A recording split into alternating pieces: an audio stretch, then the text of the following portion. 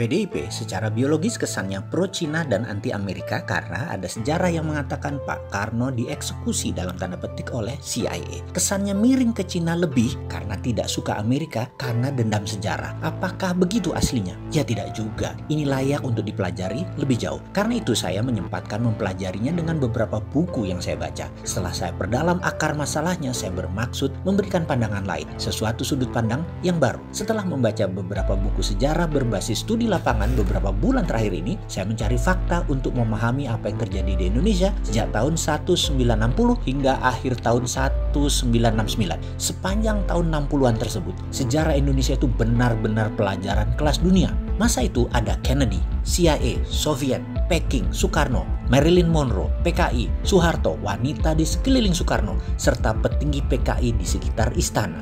Serta banyak lagi drama di tahun 60-an tersebut menarik sekali. 3 buku saya habiskan dalam waktu 2 bulan kemarin. Setelah membaca, saya pun menganalisa, sehingga saya rasanya punya pendapat lain melihat sejarah dan realita terhadap apa yang terjadi terhadap Presiden Soekarno. Kita semua tahu bahwa globalis mulai menunjukkan taringnya di dunia di sekitar tahun 60-an tersebut, yaitu ketika mereka diusik kenyamanannya dalam hal kendali transaksi terhadap dolar, di mana mereka yang memegang dunia perbankan dan cara pembayaran menguasai Federal Reserve Amerika. Mereka memiliki kemampuan dan akses untuk mencetak uang sekalipun, dan mereka bisa. Mereka swasta loh ini. Berkali-kali saya mengatakan Amerika itu negara swasta karena memang kuat sekali swastanya, dan mereka itulah para globalis cabal. Ketika Kennedy memiliki platform baru, yaitu akan mencetak greenback by gold atau dolar negara Amerika yang dicetak berdasarkan jaminan underlying emas, maka ini ancaman bagi globalis cabal. Untuk itu, Kennedy memerlukan Indonesia. Ada perjanjian yang menguatkan rencana besar itu. Perjanjian tersebut membawa Indonesia ke kancah internasional, di mana Indonesia di tahun 60-an adalah memiliki kekuatan militer terkuat di selatan Khatulistiwa. Benar, Indonesia adalah kekuatan terkuat di bumi bagian selatan waktu itu dan atas banyak bidang termasuk ekonomi, yaitu rupiah. Pak Karno ada di tengah rencana besar dunia akan menerbitkan dolar versi negara dalam tanda petik Amerika, di mana ketika Amerika akan mencetak uang, mereka memerlukan jaminan underlying emas. Untuk itu Kennedy meminta jaminan emas Indonesia sebagai salah satu bagian dari underlying dolar terbit, yaitu dolar baru versi Kennedy. Perjanjian di Jenewa yang bernama Grand Hilton Memorial Agreement yang ditandatangani oleh Presiden Kennedy dan Presiden Soekarno menjadi salah satu tonggak besar sejarah dunia. Tetapi globalis cabal yang terancam kendalinya punya skenario lain.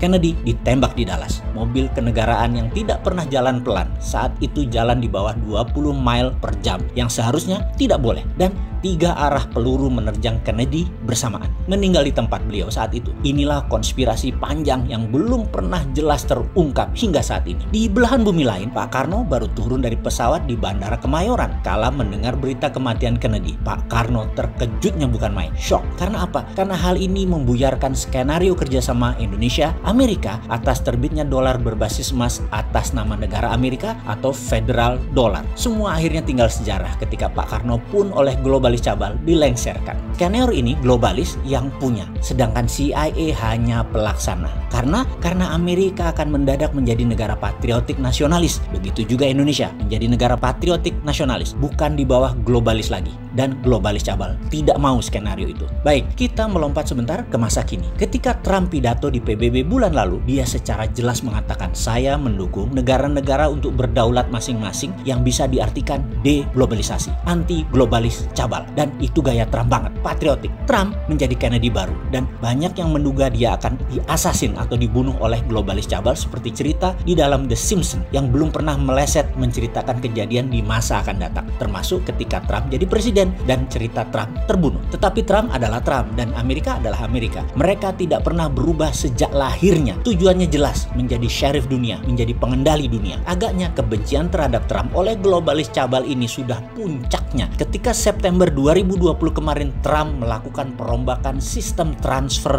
dolar. Kita beri catatan sebentar ya terhadap Trump sebagai pengingat, dan ada strategi yang layak ditiru untuk membuat Amerika negara berdaulat dan superpower. Juga kalau kita berani tiru, bisa membuat Indonesia berdaulat. Pertama, kalau Trump jadi presiden Amerika, jabatan keduanya dia akan menggunakan emas sebagai underlying dolar. Kemudian Federal Reserve Amerika sudah berada di bawah Kementerian Keuangan, tinggal dikuatkan lagi di masa jabatan kedua. Ingat ya, kita juga berkali-kali sejak beberapa tahun yang lalu kalau kita dapat mandat, BI kita bubarkan, jadikan Dirjen Moneter di bawah Kementerian Keuangan. Agaknya ditiru Amerika terlebih dahulu ya. Oke, belagu juga ya si Sontoloyo ini pamer-pamer. Oke, kita lanjut. Lalu, Trump lakukan apa September 2020 kemarin? Swift transfer dolar, perusahaan network transfer money antar negara yang berpusat di Basel, Switzerland, tidak dipakai lagi. Penguasa keuangan dunia globalis cabal Rothschild mulai meredup sejak 2500 tahun yang lalu berkuasa, dan mereka termasuk yang sangat marah terhadap Trump. Oleh Trump diganti dengan kuantum komputer yang dikembangkan oleh pemerintah Amerika yang telah digunakan oleh banyak bank sentral dan Fed sebagai lending